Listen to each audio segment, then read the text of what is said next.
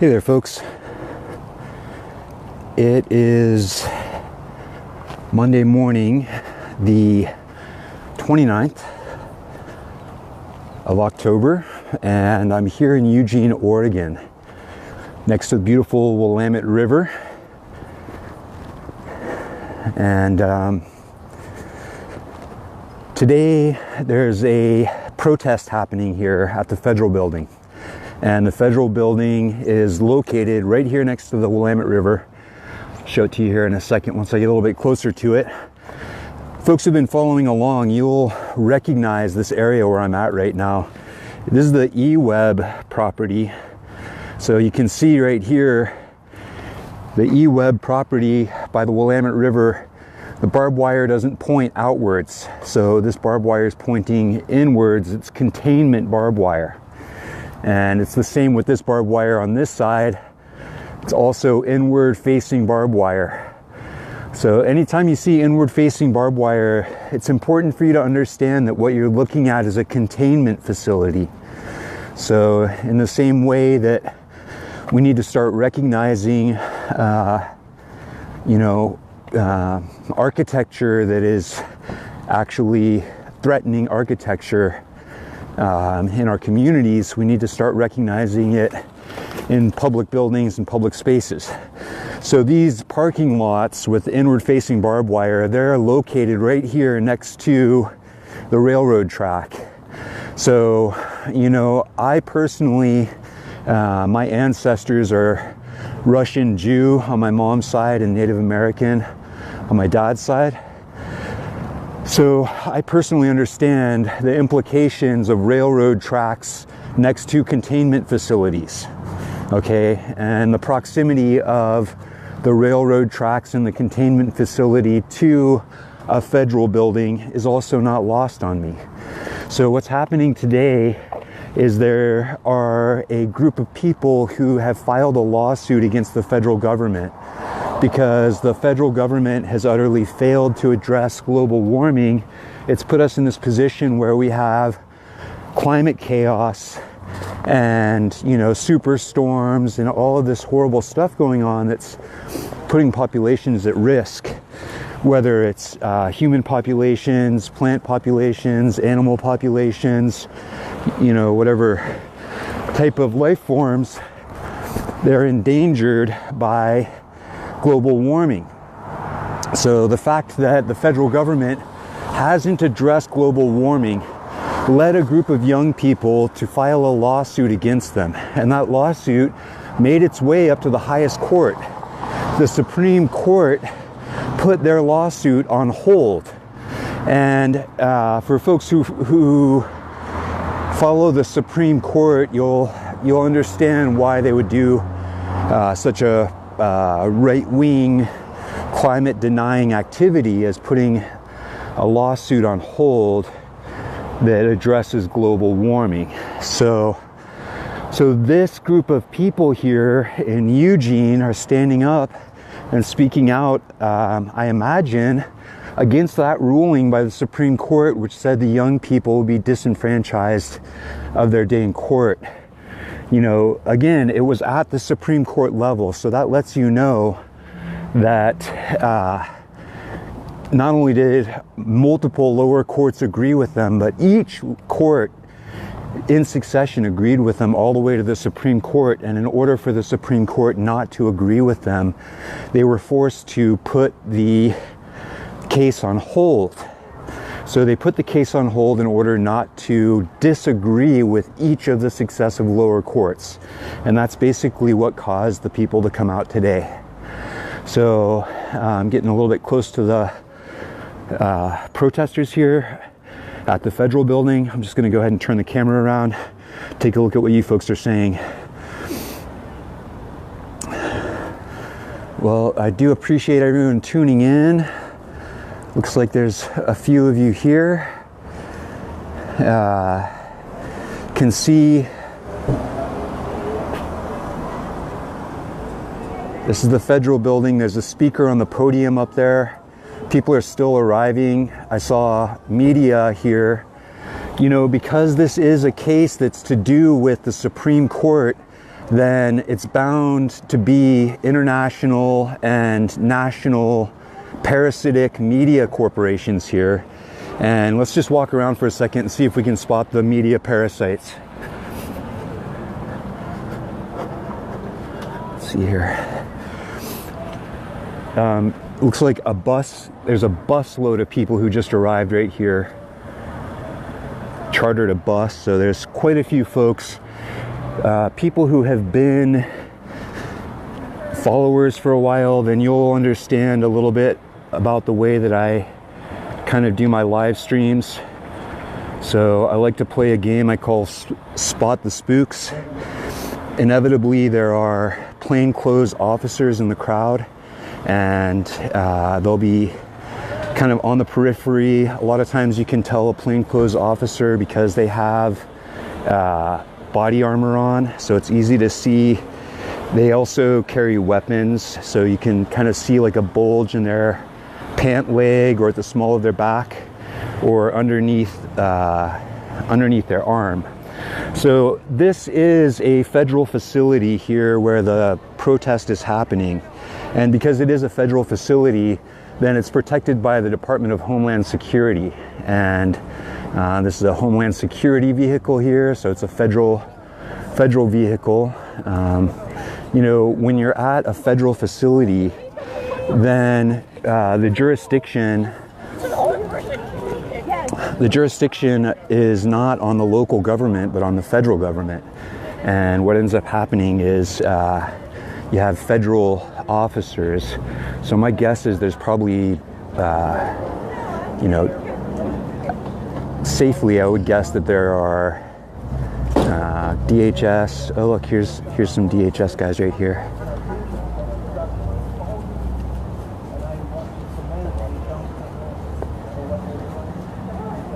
Looks like they're having a conversation with some folks, whether they're the folks who are wearing their costumes or not.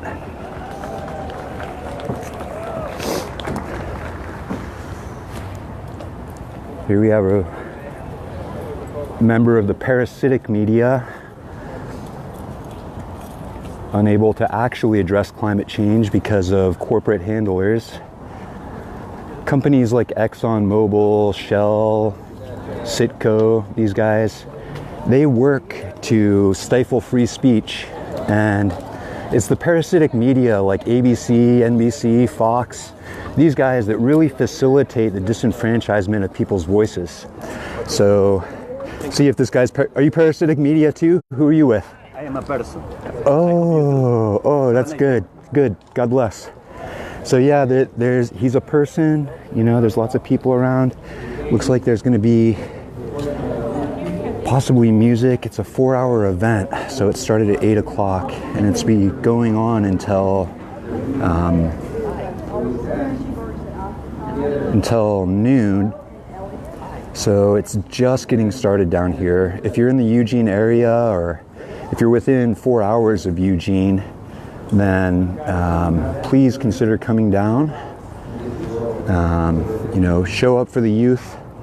Our lives are on the line. Oh, it's Arvol. It's Chief Arvol Looking Horse right now. This is Chief Arvol. I want to say that we as First Nations people, we've always proven in prayer. And during our ceremonies throughout the whole years, we have our people back home in prayer, and all over the island, people that support the young people. So it's a great honor to be here on behalf of our nation, and I'd like to have my relative Bucky come up and say a few words too. Thank you.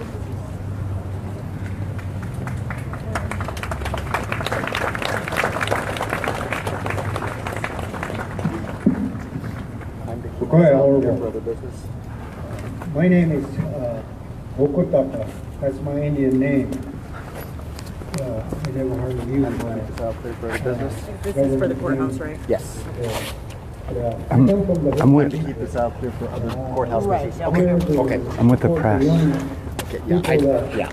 will make the difference for us in the future, for their children, for the ones that have not come.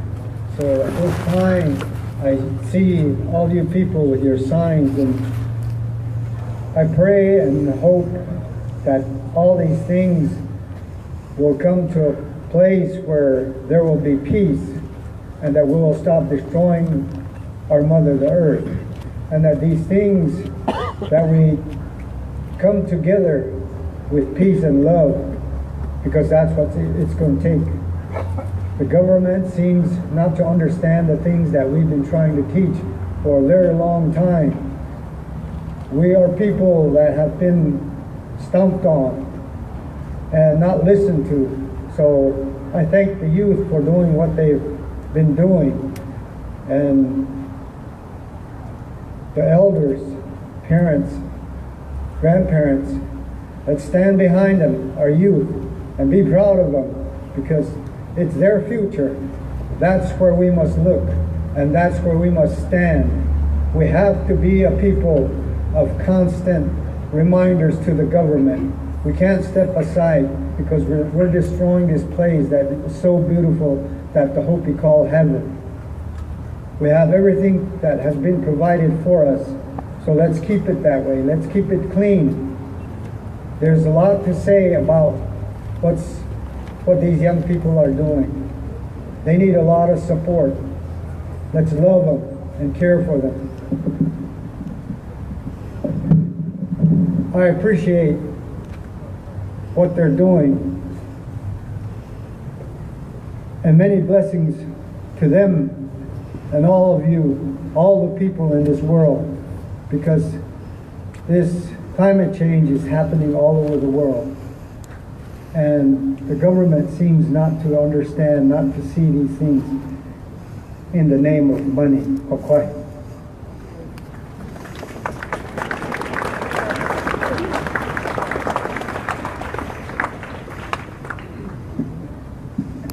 Mutakiapi. I'd like to share something that I made for my children and our people.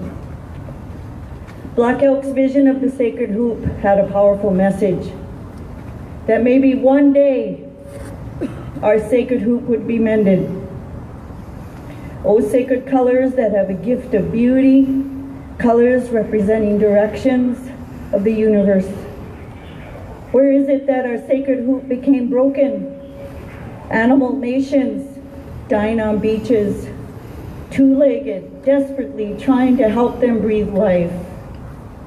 Where did we go wrong? Or is wrong a way of life to help to appreciate right? As the eagle flies over, symbolizing strength, endurance, and nobility, so is it that the butterfly, together in beauty and gentleness, we should all learn to fly. We can mend the sacred hoop of life, but to respect and forgive are truly the medicines, and to love and honor one another. This song is asking you to join Mother Earth, to help her to live.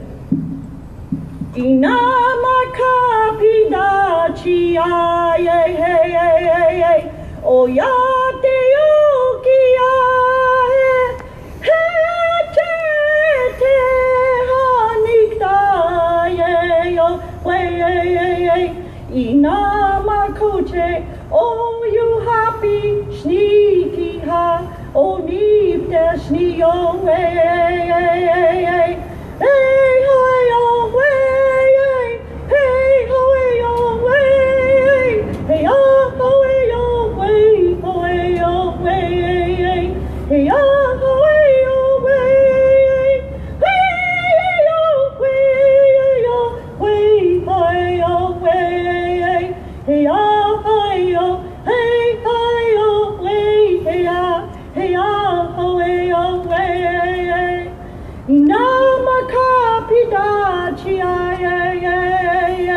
oh ya te yokia he chete hanikta yo way inama koche oh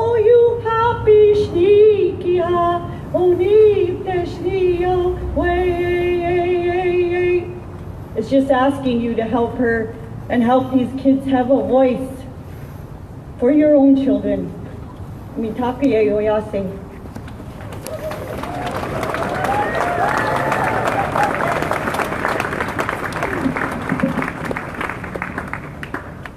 Time is short. Thank you for the elders.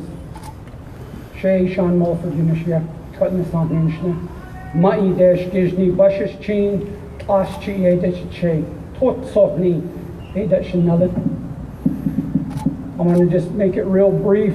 These elders and medicine people that presented here this morning came to support the young people. We're here to not stand behind them, but to stand with them. You know, their leadership needs to be nourished. And we need, as human people around the world, we have to cultivate that leadership within them. And so we have to stand with them and work with them so that they can be leaders and show us a better way of living. And so I've worked with the elders for a long time. I want to bring a simple word that when the elders were preparing a statement for the UN Millennium Peace Summit way back in 2000, I remember them talking.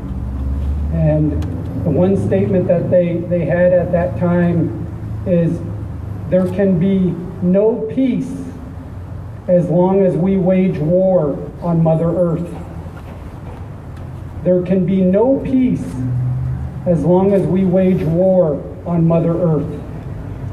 There can be no peace as long as we wage war on Mother Earth. There can be no peace until we stop waging war on Mother Earth. Yeah, thank you.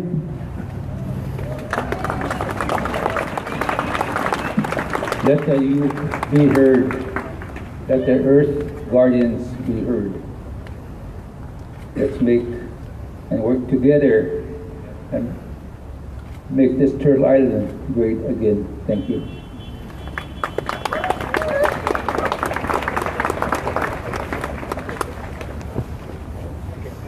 Deeply honored to be here and to hear the elders and the medicine men and their beautiful prayers. Thank you. And also for all the interfaith representatives here who have been so valiant in standing up for the earth for many, many years. And keep this clear for other business. I wanted to give something to Andre. Not given up. And they are determined to see justice done to our planet and to the people who live here. I represent my order, which is Dominican. But I want Thanks for your work. Words from Pope Francis, who quoted from St. Francis of Assisi. Okay, there's a prayer going on over there right now for the saints and the popes and the guys like that. So try and wait for the elders to come down and make a gift. I can't believe Chief Arvol's here. I mean, I knew there would be some international dignitaries because, this is kind of a big deal. But I really am shocked to see Chief Arvol here. You can see probably the people who are Lakota, you understood that prayer that the auntie made, but you can see this medicine man brought his bundle.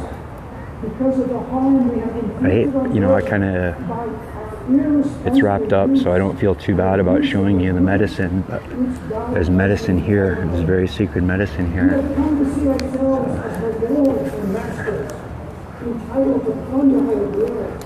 Let's see if I can make this gift. Wounded by sin is also reflected in the symptoms of sickness evident in the soil, in the water, in the air, and in all forms of life. This is why the earth herself burden and waste is among the most abandoned and maltreated. I wanted to make a gift to Auntie, if that's She okay. grows into the I wanted to make this gift to you, Auntie. I really appreciated your prayer. This was made by a man that he's from the northern people, the Inuit. And he made that after Standing Rock to help live. And I just wanted you to have it. blessings to everyone here. Thank you for your heart to save our planet, and in doing so, saving us. All right, Iggy Igloo, if you're watching, just gave some of your medicine over to Auntie. We'll see if what happens. There's more people over here praying right now. It's more of the Jesus kind of way of prayer, but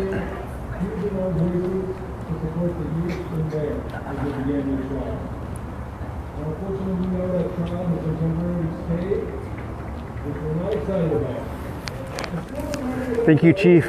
Thank you. Goes Chief Arvol Looking Horse. So you guys might not understand this, but like these are some of the most important people, spiritual people. Chief Arvol Looking Horse is the most important spiritual person of the Lakota Nation. And the fact that he came down here and offered a prayer for the youth is a huge, huge deal. So, you know, I don't know how to emphasize that enough. Like, these are really important people. They're here. Their being here says a lot about the importance of the youth. So, you know, please support the youth in their action. We need it. So I usually don't spend a whole lot of time up there by the podium. As you guys know, I don't really care too much for all the pontificators. And I like to see what's going on the outlying edges. So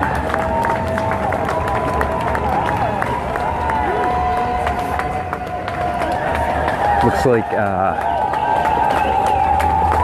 like there are street medics here. So, you know, the street medics, these might be the plaintiffs taking the stage right now. I think these are the youth plaintiffs taking the stage. It's hard for me to say. But yeah, the street medics are super important in this type of environment. And part of what makes street medics so important in this type of environment is you have these guys with guns.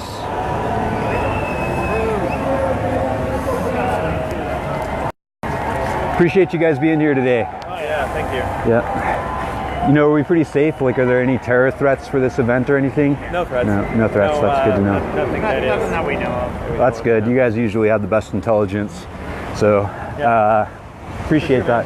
No problem. Yeah. Did you get to see Chief Arvol Looking Horse? I don't know. Not yet. He just was speaking up there. He's the head spiritual leader of the entire Lakota people. Oh, really? Yeah, so like the tribe that defeated Custer, he's their head spiritual guy. Oh, wow. Interesting. Yeah. It's pretty, I mean, for him to come to Eugene is like, it's not the same as the president because this guy has honor and integrity. Yeah. All right. Talking to DHS a little bit. Again, this is happening on a federal property.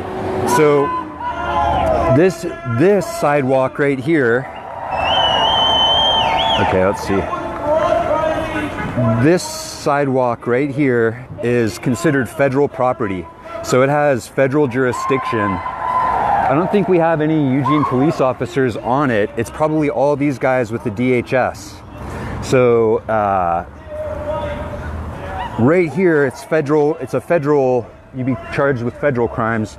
But if you come over here, then this is considered, what do you call it? City property.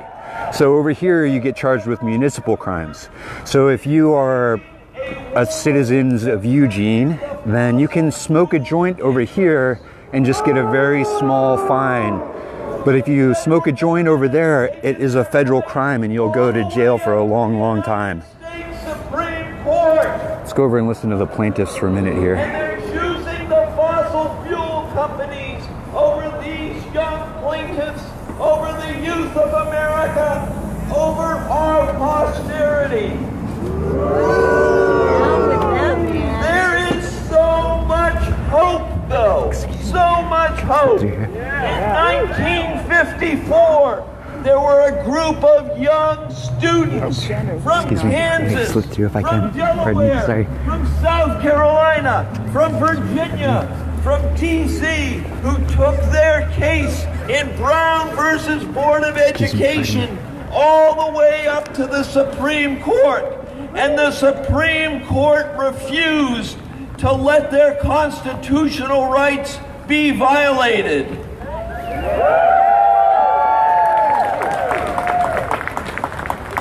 We believe that this Supreme Court will have the same courage, will have the same faith in the youth of America in protecting these young plaintiffs' rights, and will let this trial go forward. For these young plaintiffs are in court on behalf of their rights to life, liberty, and property, and the fundamental right to have a climate system capable of sustaining human life. Yet the federal government continues to throw up fences to keep these young plaintiffs from defending their rights.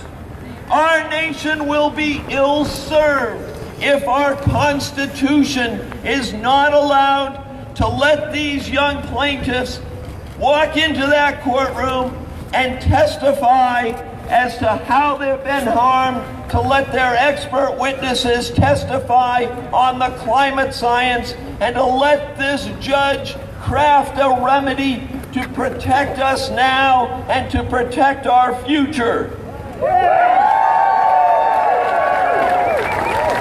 Our courts offer an impartial scrutiny for claims under the Constitution.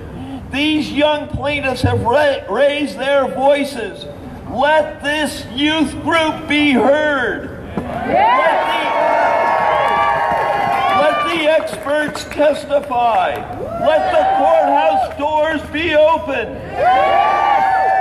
This is not just the trial of the century. This is the trial for the future of this century. You all give us hope as we look out on you. You inspire us. You make us want to get into that courtroom, to let the judge bang her gavel and let the trial begin. As you believe in us, we believe in you. Thank you so much for being here, and I can't wait to put that first witness on and to bring justice to Eugene, Oregon. I'd like now to introduce my amazing co-counsel, Julia Olson.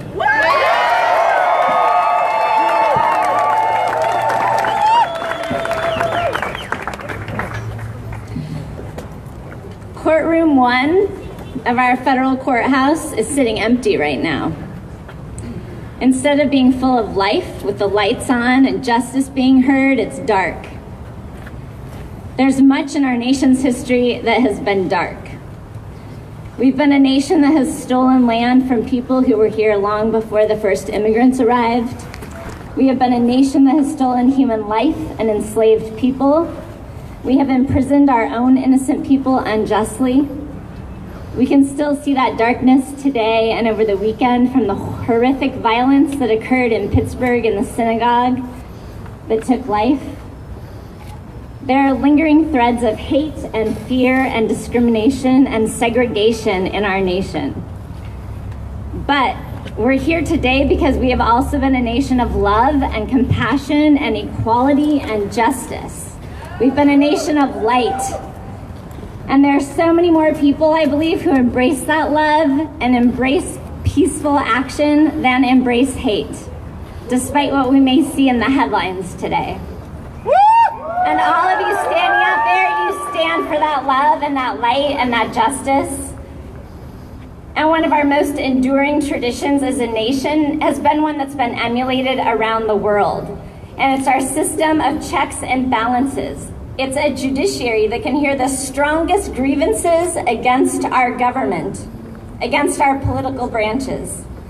Even grievances that question and challenge long-standing systemic practices of our government that betray our children and betray our people and our posterity and threaten to wipe off the map entire places of our country like southern Florida.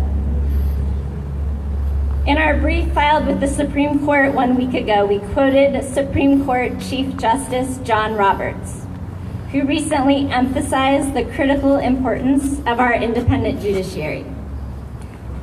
He said about a week ago, without independence, there is no Brown versus Board of Education. Without independence, there is no West Virginia versus Barnett, where the court held that the government could not compel school children to salute the flag. And without independence, there is no Steele seizure case where the court held that President Truman was subject to the Constitution even in a time of war. Now, the court has from time to time erred and erred greatly, but when it has been because the court yielded to political pressure, as in the Korematsu case, shamefully upholding the internment during World War II of Japanese American citizens. Those were the words of the Chief Justice of the Supreme Court. And those words give me hope and faith today that that court will do the right thing. And the other thing that gives me hope is one day after we filed our brief a week ago, in a love letter to the nation saying farewell to public life, the first woman justice of our Supreme Court, Sandra Day O'Connor, wrote of the importance of our children and lifting them up to be citizens of democracy. She wrote of giving children a voice and of the importance of holding our government accountable for wrongdoing. Because our children are our light and they are our future. So this case that should have had opening statements today in courtroom 1 is a case born of love and compassion and equality and justice. It is a case that gives these children and all children a voice to air their grievances against a political system that has deprived them not only of their voice, but is depriving them of their equal rights under the law. It's depriving them of safety in their homes, of their health. It's depriving them of their schools that are being flooded. It's depriving them of communities being torn apart. And it's depriving them of a right to a future. The fossil fuel energy system of our nation that our government perpetuates is a system that doesn't just threaten these young people, it threatens democracy itself. It threatens our national security, our economy, and it threatens who we are as a people. And Levi, where are you? Levi is our youngest plaintiff.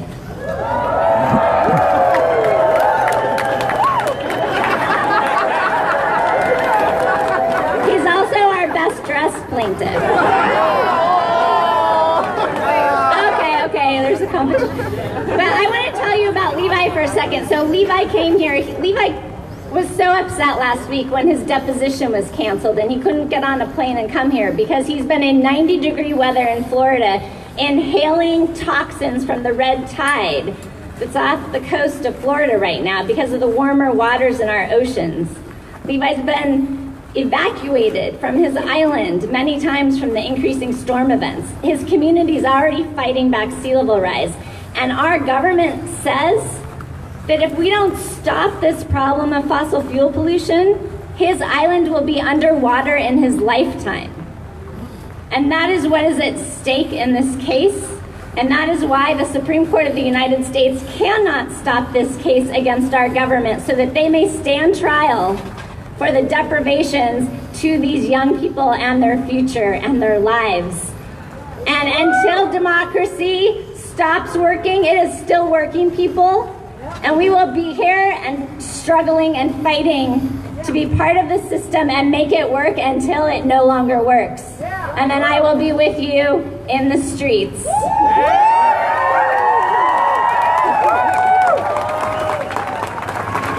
You guys are amazing. Thank you so much for being here. And as soon as I get the call from the Supreme Court on this phone, you'll be the first to know.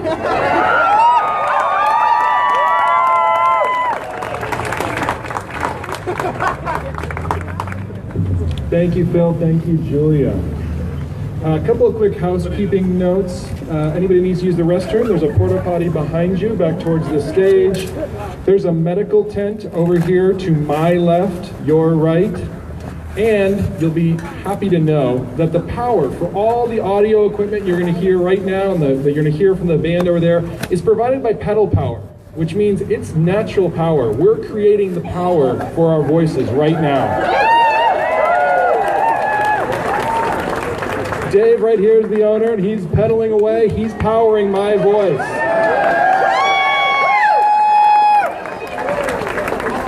So I promised you guys music, and I think it'd be a nice time to get some music here.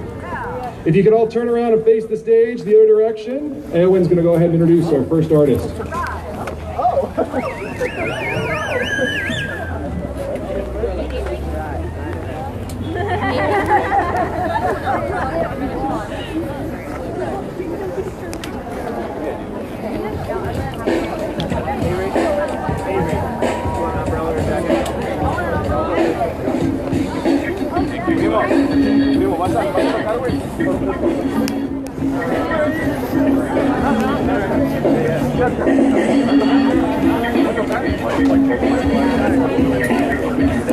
Can I shake your hand? It's an honor. Thank you for your work. I appreciate you. Thank you so much. Thank you. I really appreciate your bravery. Thank you. Thank you for doing what you're doing. Thank you. You guys know environmental activists are getting harmed around this world, so stay safe. Take some self-defense classes. Thank you. Be careful out there. Thank you so much for what you're doing. Thank you. What's your tribe? Oh, huh. That's over South Dakota. Nice. I was out there. I appreciate what you're doing.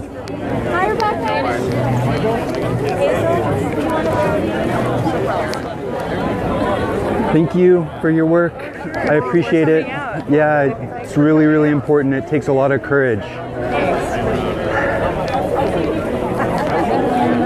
It's over here by the music, guys. Slip out here. Excuse me. Hey, Lab. Take a look at some of the imaging that the people created here and the folks dedicated to holding down the image line. Thank you guys. Thank you so much for doing the imaging and holding up the signs and making a big, beautiful presentation. Thank you.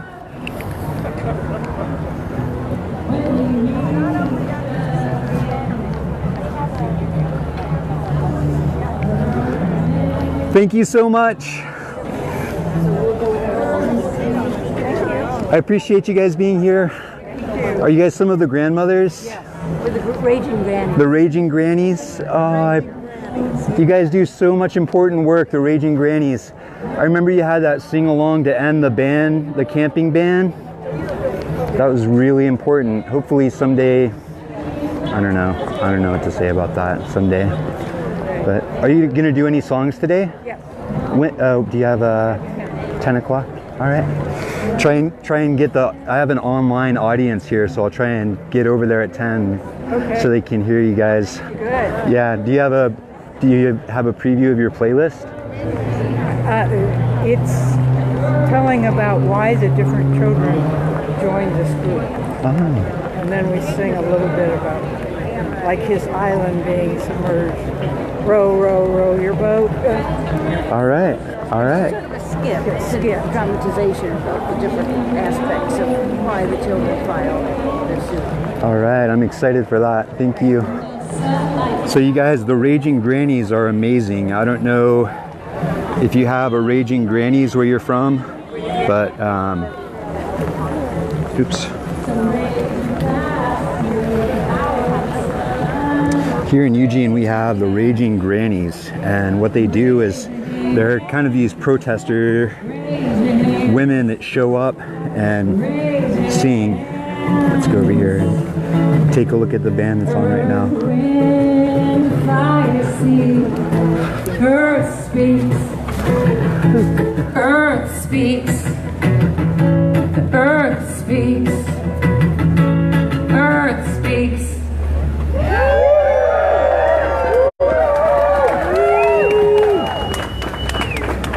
Even when it's cloudy, that sunshine can come through. Maybe not the pouring rain, but I have a sweet song now. It also has some sing-along parts. Because these are tough, heavy times, and it's like you keep your heart open wide and then you just fall back down, back right where you were, and you're complaining and really mad at the system. But then you rise back up, because that's where we want to take this. Is to be coming out of our hearts and minds, and the most brilliant, fiercest place that's within us is the love place.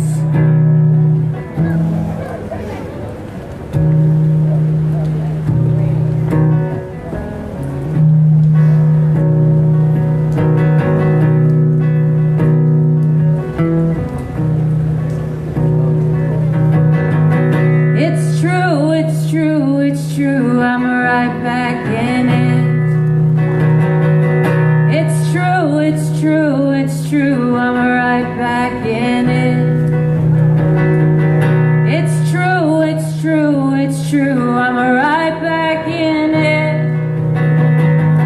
It's true, it's true, it's true, I'm right back in it. All the fear and all the spite,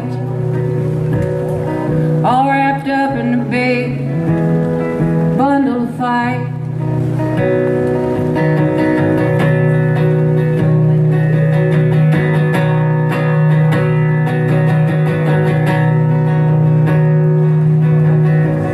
How to stay, how to stay, how to stay, how to stay in love. How to rise, how to rise, how to rise, how to rise above. How to be, how to be, how to be, how to be yourself. How to know, how to know, how to know, how to know thyself. How to know thyself. How to know thyself. How to know thyself. We're breaking down the boundaries and we're weeding through the lies. We're cutting the fears and we're binding the ties.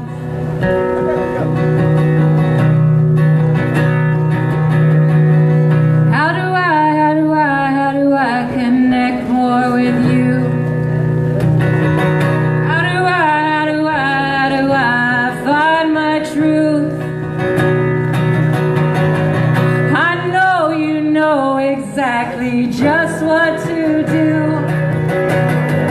Always have, always will, and I know I can trust in you.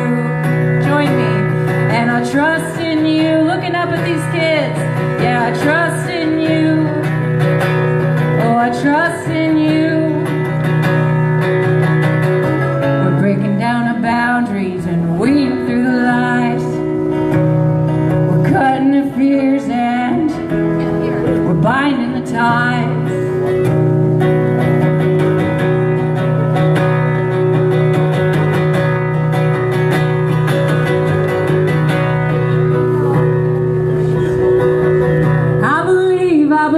I believe in us.